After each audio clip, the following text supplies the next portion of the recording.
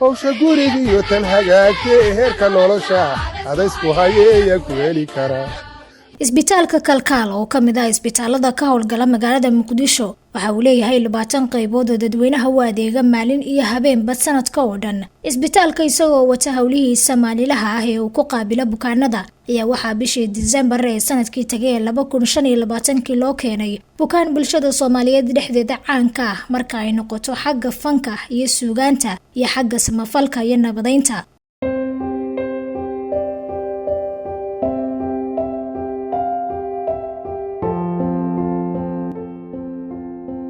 bukaanka ayaa dhaawac shil ka soo gaaray naftiisa halis ugu jirtay. bukaan Xirsi Dhuux Maxamed shilka madaxa ka soo gaaray ayaa maalintaasi noqday warka ugu weyn ee warbaahinta si weyn u hadalhaysay baraha bulshada warkeeda daa oo xitaa waxa la yiri waa uu geeriyooday abwaanka xaaladiisa laba isbitaal oo waaweyn ayaa ka soo deeriyay markii la keenay isbitaalka. abwaanku waxa uu ku jiray xaalad halis ah oo u baahnayd in la sameeyo qalliin degdeg ah si loo joojiyo dhiigga madaxa ku socday.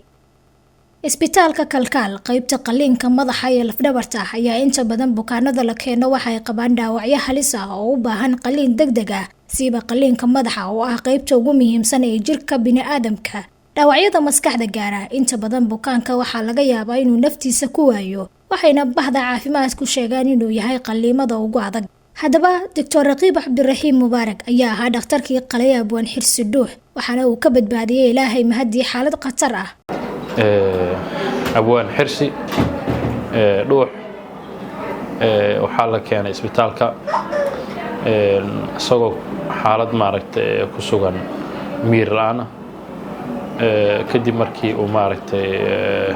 shil uu ku soo dhacay. abwaanka markuu imaanayay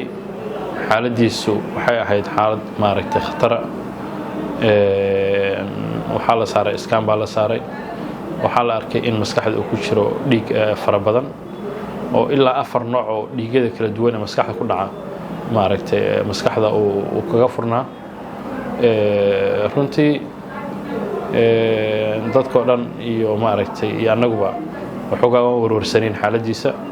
maadaama dhiigga maskaxda gala inta badan uu yahay xaalad khatar waliba dhiiggaas oo kale 70% dadka inta badan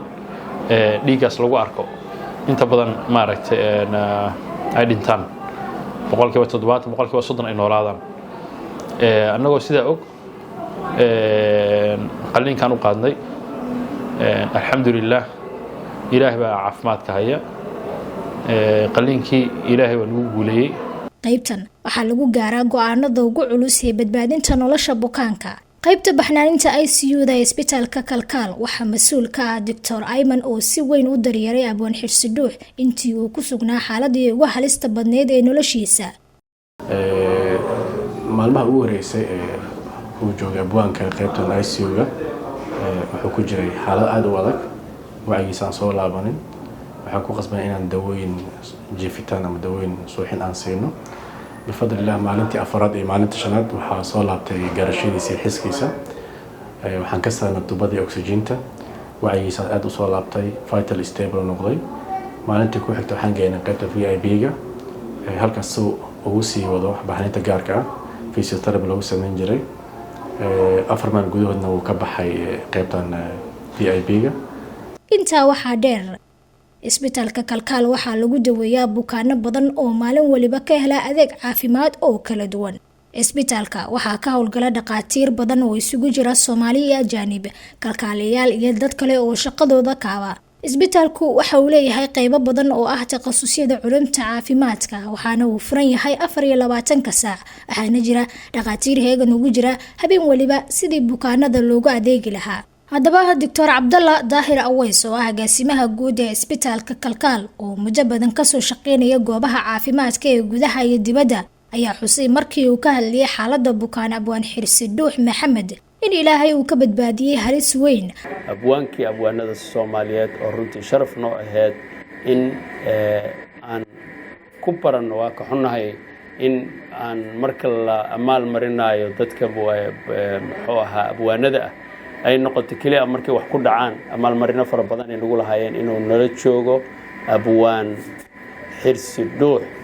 oo aan aad iyo aad Ilaahay uga mahad celinayno in ilaahay sababta isbitaal kalkaal iyo sababta doctor raqiib iyo doctor ayman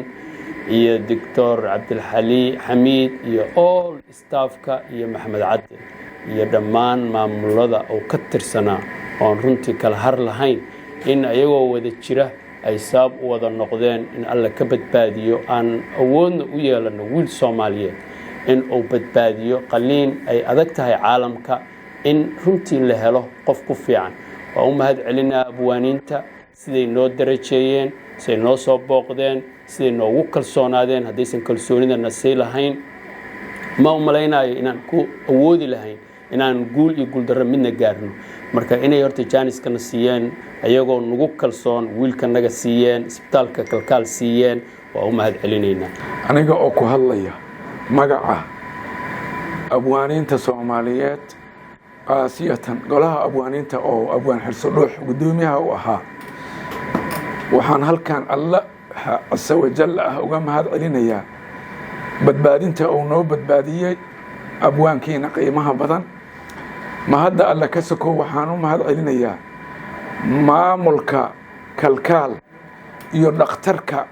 hawl weyn ka qabtay ilaahayna ku guuleeyay abwaan xirsi dhuux intuu xaaladda qatarta ku jiray waxay maamulka iyo dhaqaatiirta u xilsaaran hawshiisa ay wada tashi joogto ah kula jireen abwaanka ehelkiisa uu ka mid yahay maxamed maxamuud cadde isbitaalka kalkaal waxa uu xagga caafimaadka buuxin karaa adeegyo dibadda loo aado waxaase guul weyn ah in dhaqaatiir Soomaaliyeed hawlaha caafimaadka kuwa ugu culus uguna qatarta badan ay qaban karaan bismillaahir rahmaanir rahiim maantay waxay kamid tahay maalmaha quruxda badan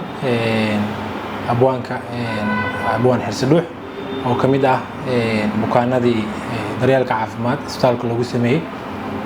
ka maamulka caafimaadka isbitaalka kalkaal hadaan nahay aad baa ugu faraxsanahay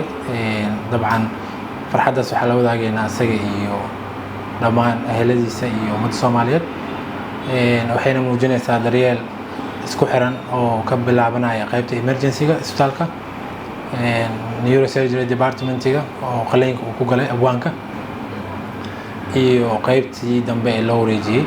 intensive care unit-ka iyo critical care unit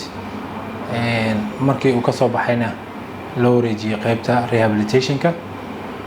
maanta isbitaalka ayuu soo booqday asoo raba inuu uga mahad celiyo daryeelkii caafimaad loo sameeyay maantana lugihiisa ku socda caafimaad qaba hawsha guriga iyo tan hagaagtay heerka nolosha adaysku hayeeya ku heli kara ay gabdhuhu leeyihiin xaaladkii dashaba adahaba oo hoosta geliye yaa ku heli karaa wiilasha waay yaa ku heli karaa